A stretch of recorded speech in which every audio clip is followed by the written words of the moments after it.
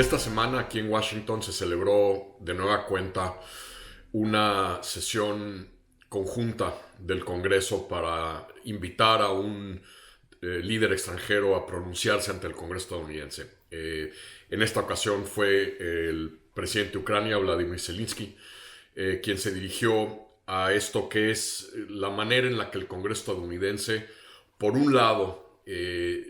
subraya la importancia de una relación bilateral de Estados Unidos con un país en particular, en una coyuntura particular, pero también, digamos, es la forma más elevada de honrar a un dignatario extranjero en el Congreso estadounidense, abriéndole este foro en donde tanto el Senado como la Cámara de Representantes invitan a un líder extranjero a dirigirse a ellos. Como alguien que vivió durante muchos años antes de ser mandatario de su país en la industria del entretenimiento, Zelensky dio una clase magistral sobre cómo usar, cómo aprovechar estas oportunidades que realmente le abren a países en lo particular una oportunidad de dirigirse de manera directa al Congreso estadounidense, pero también al propio pueblo de los Estados Unidos. Zelensky, en su discurso, ahora sí que tenía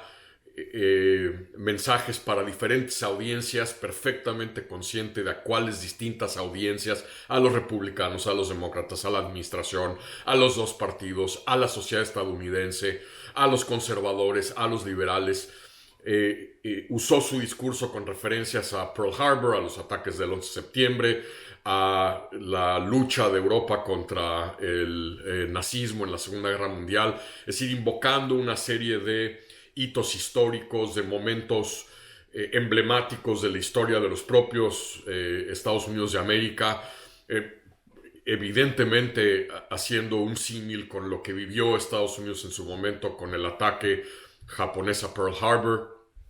o los ataques terroristas al 11 de septiembre. Usó incluso alguien que ha estado usando de manera, creo que también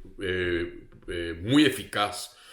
la diseminación de videos para demostrar lo que está haciendo Ucrania para confrontar a Rusia, lo que está viviendo el pueblo ucraniano, la tragedia que sufre hoy el pueblo ucraniano, el ataque indiscriminado ruso a poblaciones civiles. Presentó un video al Congreso en donde, digamos, con una pantalla dual mostraba lo que era Ucrania antes de la guerra y lo que hoy son esos mismos espacios, esas mismas ciudades bajo asalto, bajo asedio, bajo bombardeo ruso. Fue realmente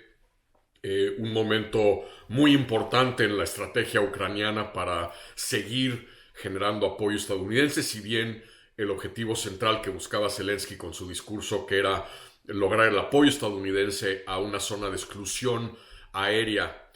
para controlar la capacidad de Ucrania de evitar el bombardeo de artillería rusa a ciudades ucranianas. No lo logró porque hay evidentemente mucha preocupación aquí en Washington de que una medida como esta podría escalar el conflicto con Rusia, involucrar a países de la OTAN y, dado lo que ha demostrado Putin, quizá abrir flancos adicionales de conflicto con Occidente. Pero el discurso creo que también es una ocasión importante para entender lo que implica este honor, esta oportunidad que se le da a mandatarios extranjeros de dirigirse a estas sesiones conjuntas del Congreso. Y aquí viene al caso porque vale la pena hacer notar que en la historia de la diplomacia estadounidense y de que el Congreso estadounidense empezó a hacer estas sesiones conjuntas del Congreso para escuchar a mandatarios extranjeros, una práctica que arranca básicamente después de la Segunda Guerra Mundial. Es curioso notar que, digamos, si uno analiza cuántos países han sido honrados a través de sus mandatarios en turno con un discurso ante una sesión conjunta del Congreso, hasta arriba de la lista, hoy por hoy se encuentra Francia, con 9 discursos de líderes franceses, tanto presidentes como primeros ministros, a el Congreso estadounidense. Le siguen 2 países muy cercanos también a Estados Unidos. Nos sorprende Israel y Gran Bretaña, cada uno con 8 ocasiones en las que primeros ministros israelíes o británicos se han dirigido una sesión conjunta del Congreso. Y luego,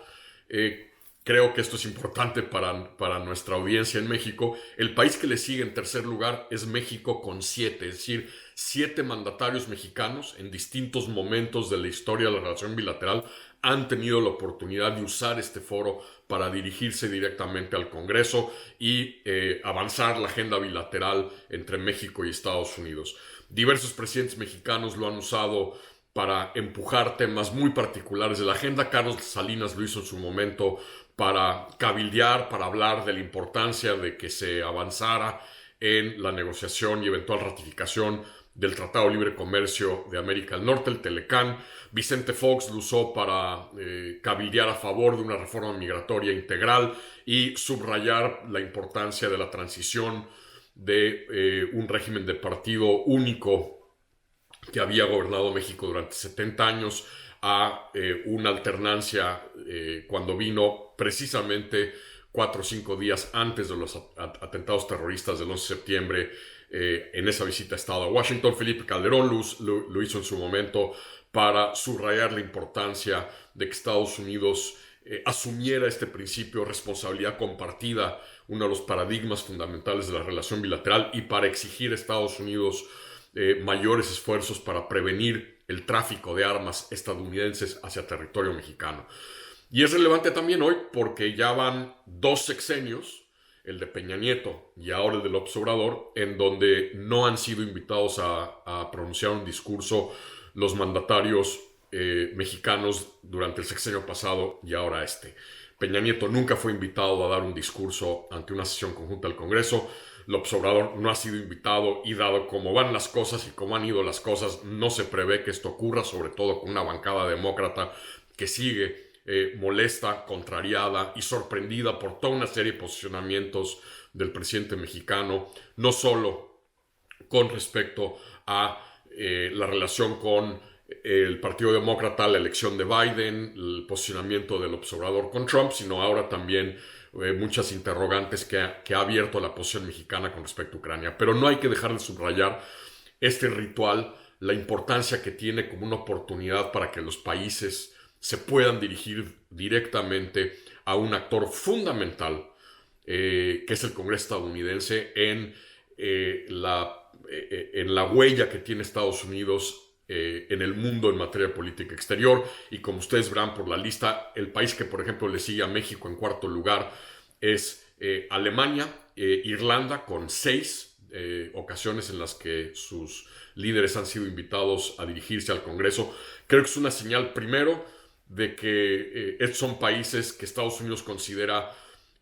amigos, aliados o vitales para sus intereses, y el hecho que México esté en este tercer lugar solo por detrás de Gran Bretaña, Francia e Israel, me parece que es una señal muy relevante de cómo ha venido México a más en su relación con Estados Unidos, y evidentemente también una señal preocupante de que ni en el sexenio anterior y por lo menos en lo que va de este no parece que el observador va a tener también esa oportunidad. Ya 2 sexenios en México en donde el mandatario en turno no ha aprovechado, no ha sido invitado a dirigirse a una sesión conjunta del Congreso. Así, la importancia y el simbolismo de este evento que vimos esta semana, aprovechado a cabalidad por Vladimir Zelensky, a tal grado que 1 o 2 horas después, a pesar de que no logró su cometido principal de que Estados Unidos declarara una zona de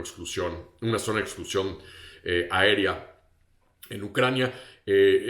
a la hora el presidente Biden estaba firmando un paquete amplísimo de entrega de equipo militar y apoyo logístico a Ucrania para repeler la invasión a Rusia.